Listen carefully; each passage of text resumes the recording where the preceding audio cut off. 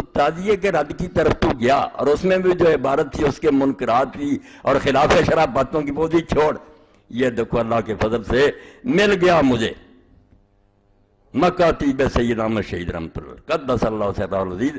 یہ دیوبندی علماء نے بڑی اچھی محنت کی، مکتبہ رشیدیہ لمیٹڈ لاہور، سید صاحب کے جو خط تھے نا فارسی زبان میں جو انہوں نے جہاد کے سلسلے میں لکھے تھے وہ انہوں نے چھپا دیے، ڈھونڈ لیے اور سارے چھپا دیے۔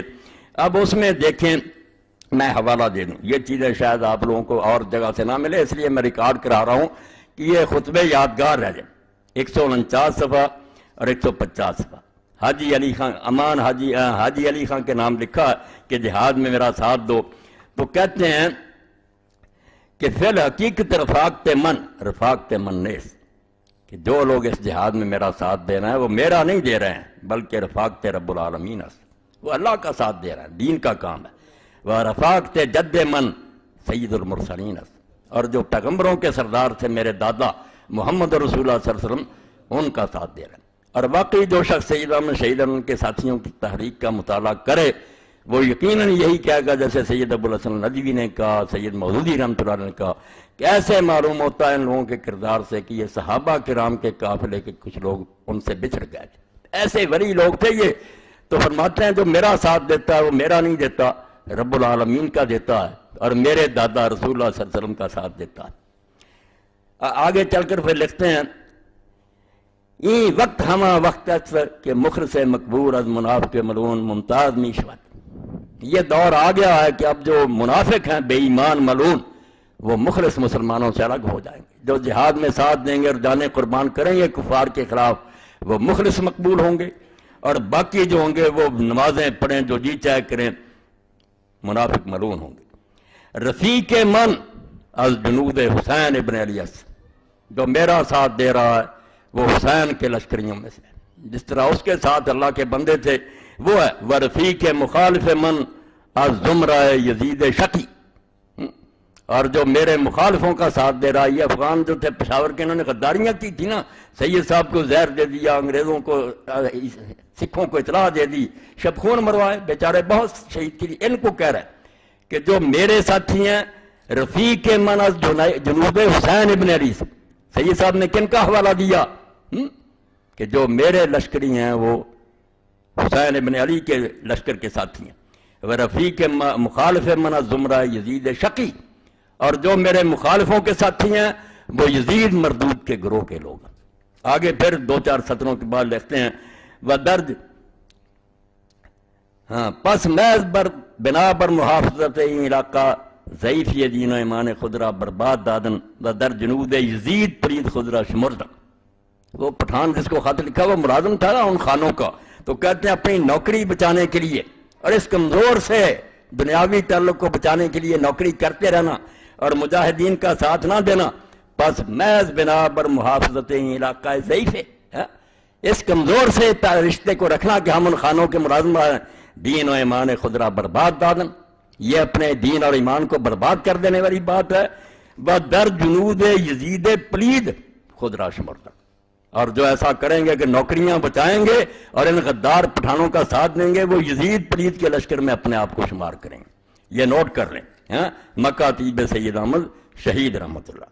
دوسرا حوالہ، اب اس نے لکھا شروع میں، شاہد من اہلہا، کہ مولانا احمد رضا خان بریلوی کی صراحت، مولانا احمد رضا خان فاضل بریلوی جو تکفیر مسلم میں نہایت بے باک مانے جاتے ہیں کہ بڑے بڑے لوگوں کو انہوں نے کافر کہا، یزید رحمۃ اللہ علیہ کے بارے میں یہ وضاحت، توبہ توبہ، یزید رحمۃ اللہ علیہ کے بارے میں یہ وضاحت فرمانے کے بعد کہ امام احمد رحمۃ اللہ علیہ وغیرہ اسے کافر جانتے ہیں اور امام غزالی وغیرہ مسلمان کہتے ہیں، اپنا مسلک یہ بیان کرتے ہیں کہ اب آپ دیکھ لیں کہ ہوش نہیں کیا ہے اس کی، والا خلاف ہی ہے اس کے، مگر ہوش نہیں ٹھکانے، اتنا یزید کی محبت میں اندھا ہو چکا کہ سوچتا ہی نہیں کہ یہ حوالہ تیرے حق میں۔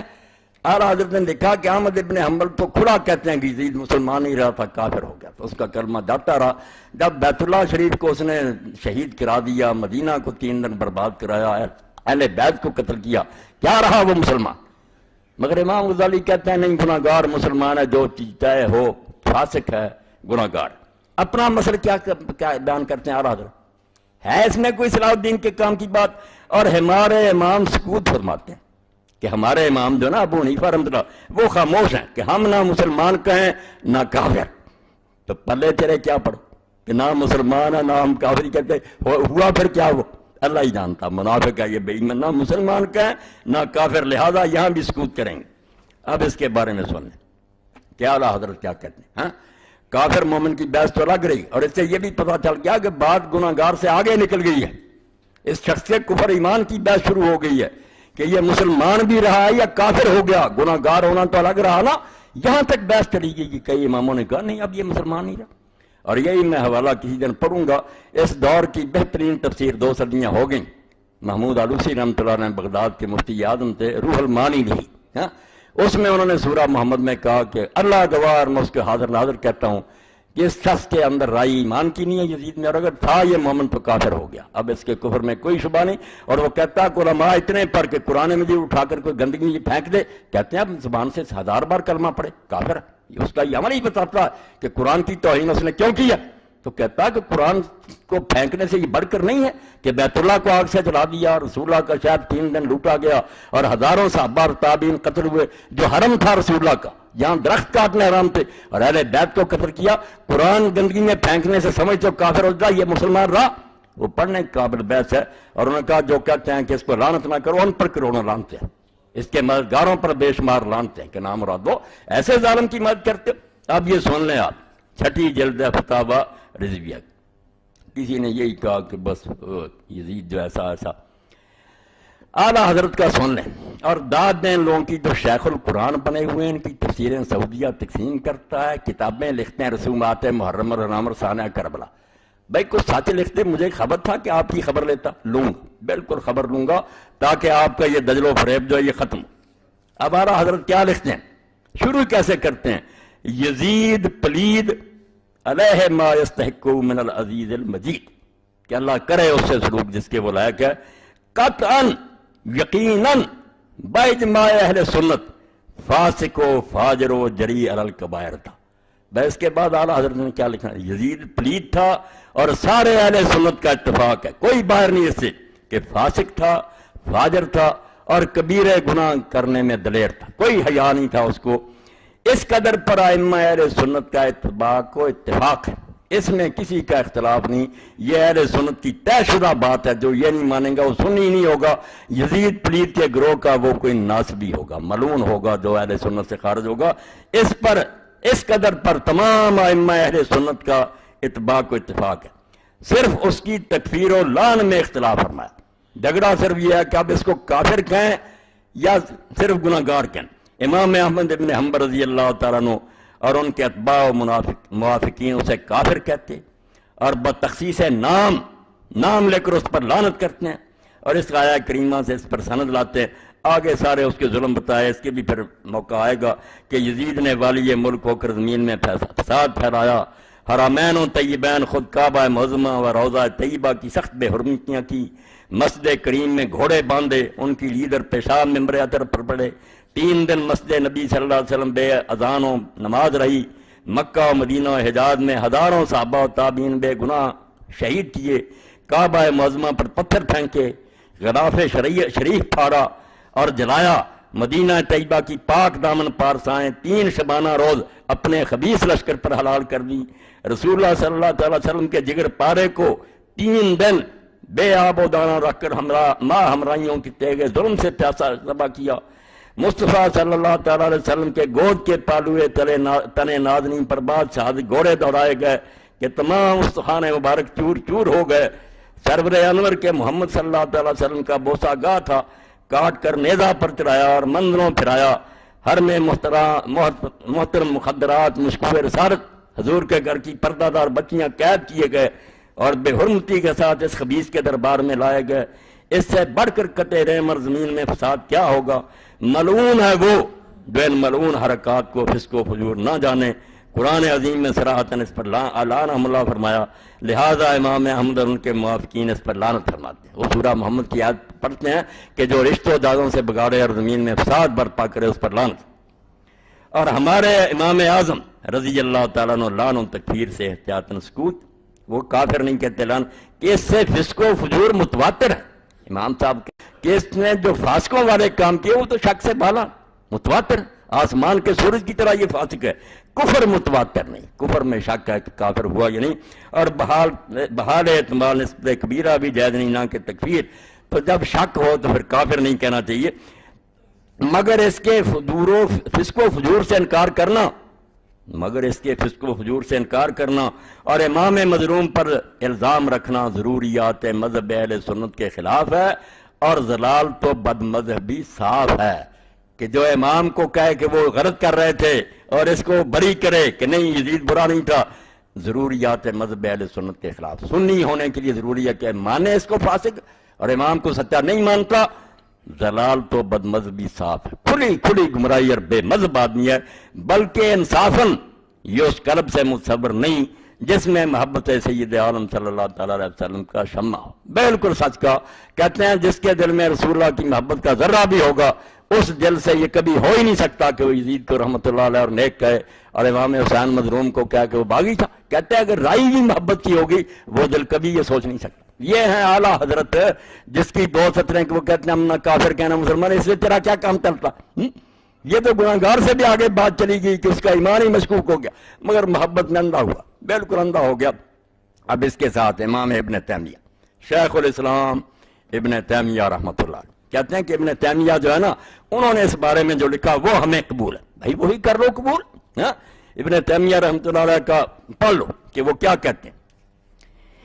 ابن تیمیہ رحمۃ اللہ علیہ نے کب یہ بات کہی ہے، ہاں اس نے کہا ہے وہ نیک ہے اس سے محبت کرو، یہ ہے شیخ الاسلام کا فتاویٰ، 37 جلدوں میں شائع ہوا، یہ 4تھی جلد ہے۔ امام نے کہا یزید کے بارے میں کئی گروہ ہو گئے، کچھ تو کہتے ہیں کہ وہ کافر تھا، مسلمان تھا ہی نہیں، کچھ کہتے ہیں نہیں وہ بڑا نیک اور ولی تھا اور صحابی تھا اور یوں تھا، کچھ جو ہے وہ کہتے ہیں نہیں ہے تو بادشاہ مگر کچھ اچھے کام کیے کوئی غلط کیے۔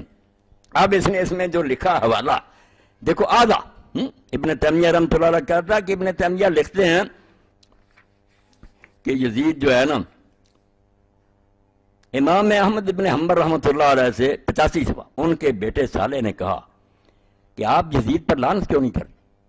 اب دیکھیں ہر حوالہ اس کے خلاف ہے، اندھا کر رکھا یزید کی محبت۔ بیٹے صالح نے پوچھا ہی کیوں؟ یزید اگر اتنا ہی نیک تھا، کبھی کسی نے پوچھا کہ رسول اللہ پر لعنت کریں؟ حضرت اہل سنت پوچھتے ہیں، وہ اس بیٹے نے جو پوچھا کہ ابا جی آپ کیوں نہیں یزید پر لعنت کرتے؟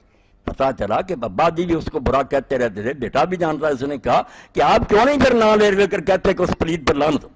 حضرت امام نے جواب دیا، جواب بھی خلاف ہے، تو نے اپنے باپ کو کسی پر بھی لعنت کر کے کب دیکھا تھا؟ کسی پر؟ انہوں نے کہا میں تو ابلیس پر بھی نہیں کرتا، اس پر بھی نہیں تو کرتا، کیا بات، مگر ظلم بتاتا ہوں، فسق بتاتا ہوں۔ اب اس نے حوالہ کاٹ لیا، پورا سن لیں، چھوڑ دیا، یہ سن لیں صفحہ 483 4تھی جلد۔ کالا صالح بن احمد قلت لبی ان قوم یقولون انہم یحبون یزید، اس کے بڑے اس وقت پیدا ہو گئے تھے نا، صالح نے کہا ابا جی کچھ لوگ کہتے ہیں کہ ہم یزید سے محبت کرتے ہیں، اس کو اچھا جانتے، فقال یا بنیا وہر یحب یزید احد یؤمن باللہ والیوم الاخر، یہ فتویٰ سنا دیں، ہر اہل حدیث مسجد میں لگا دیں یہ کہ کیا بیٹا جو اللہ کو مانتا اور آخرت کو مانتا وہ یزید سے محبت کر سکتا؟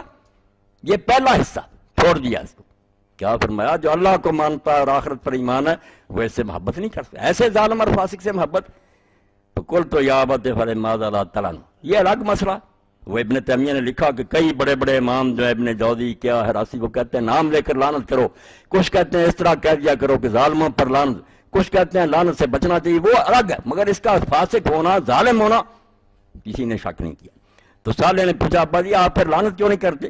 فقال یا بنیا متی رأیت اباک یلعن احدا، تو کہا بیٹا تو نے کب دیکھا کہ میں کسی کو بھی لعنت کرتا، نہ ابلیس کو، نہ فرعون کو، نہ شداد، ان میں ملایا اس کو کہ ان پر بھی میں لعنت نہیں کرتا، مگر پہلا ٹکڑا کہ جو اللہ اور آخرت کو مانتا ہے وہ یزید سے محبت نہیں کر سکتا۔ وقال مہنا سألت احمد عن یزید بن معاویہ بن ابی سفیان، مہنا کہتا ہے کہ میں نے امام احمد سے پوچھا اس کے بارے میں، فقال هو الذی فعل بالمدینہ ما فعل، اس نے سب صفائی دی ہے کہ مدینے والے خود مجرم تھے، انہوں نے امیر المومنین کی بیعت توڑی تھی، وہ اسی لائق تھے۔ توبہ توبہ، بس شہید 10,000 جو ہے بقیع میں دفن، ان کو یہ ظالم کہتا ہے کہ وہ صحابی جھوٹے تھے یہ سچا۔ تو کہتے میں نے پوچھا تو امام احمد نے فرمایا یہ یزید وہی ہے جس نے مدینہ والوں سے کیا جو کیا۔ قلت وما فعل، میں نے کہا کیا کیا؟ قال قتل من اصحاب رسول اللہ صلی اللہ علیہ وسلم فعل، اللہ کے رسول کے بے شمار صحابہ کو قتل کیا۔ ابن حجر رحمۃ اللہ علیہ فتح الباری میں لکھتے ہیں تیسری جلد میں کتاب الجنائز میں کہ 3 دن مدینہ میں تلوار چلتی رہی اور ان کی گنتی سوائے اللہ کے کوئی نہیں جانتا کہ کتنے صحابہ اور تابعین مارے گا۔ تو فرمایا مدینے کے ساتھ یہ کیا اس نے اور بھی کیا۔ قلت وما فعل، میں نے کہا اور کیا کیا؟ قال نہبا، پھر صرف قتل نہیں کیا، فوج کو حکم دے دیا کہ لوگوں کے گھر لوٹ لو۔ اب حضرت جابر رضی اللہ عنہ فرماتے ہیں حدیث نکال کر دیکھ لیں، رسول اللہ نے اونٹ کی قیمت ان کو دی اور ساتھ ہی اونٹ بھی واپس کر دیا، سفر میں سودا کیا اس سے اور بعد میں قیمت بھی دے دی اور پھر اونٹ بھی اس کو واپس کر دیا۔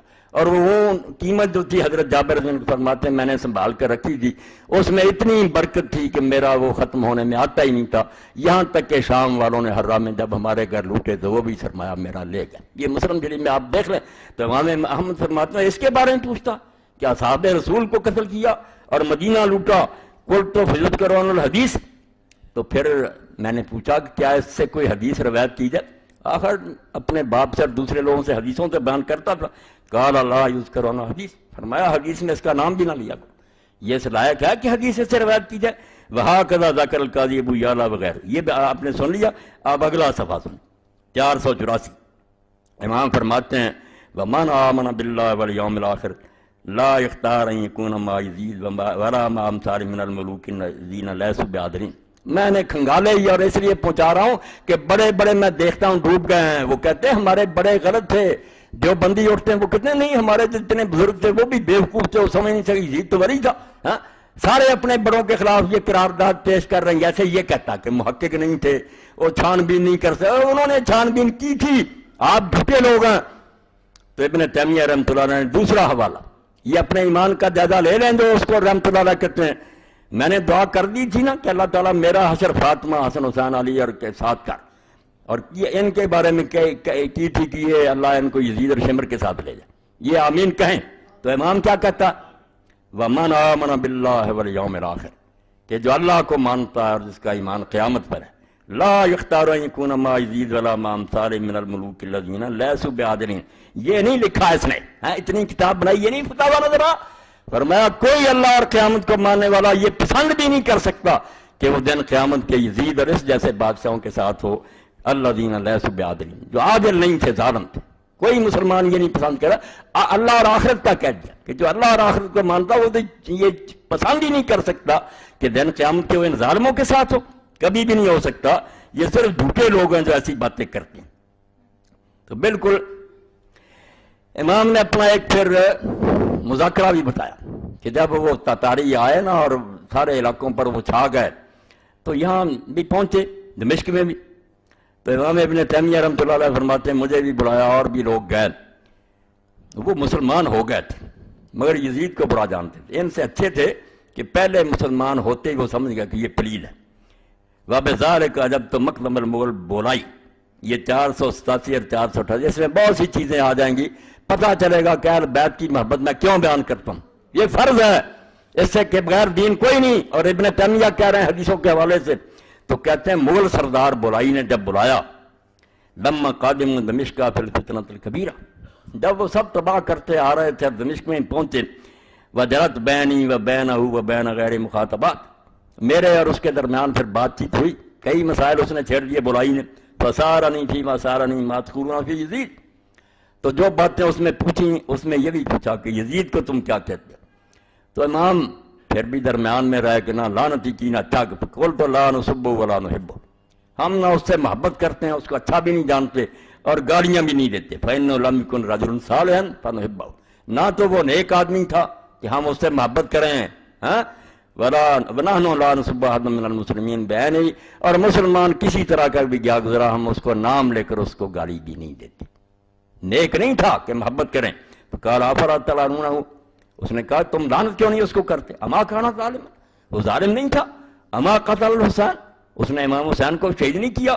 فقلت نحن اذا ذکر الظالمون كالحجاج بن یوسف امثال نقول كما قال في القرآن الا لعنۃ اللہ علی الظالمین۔ امام نے کہا ہم جب ظالموں کا ذکر کرتے ہیں نا تو حجاج جیسے اور اس جیسے سارے لوگ، تو جیسے قرآن نے کہا نا کہ ظالموں پر لعنت ہو، اس طرح مشترکہ کر دیتے ہیں۔ ولا نحب ان نلعن احدا بعینہ، اور نام لے کر ہم کسی ایک پر لعنت نہیں کرتے. اصولی بات کر دیتے ہیں کہ ظالم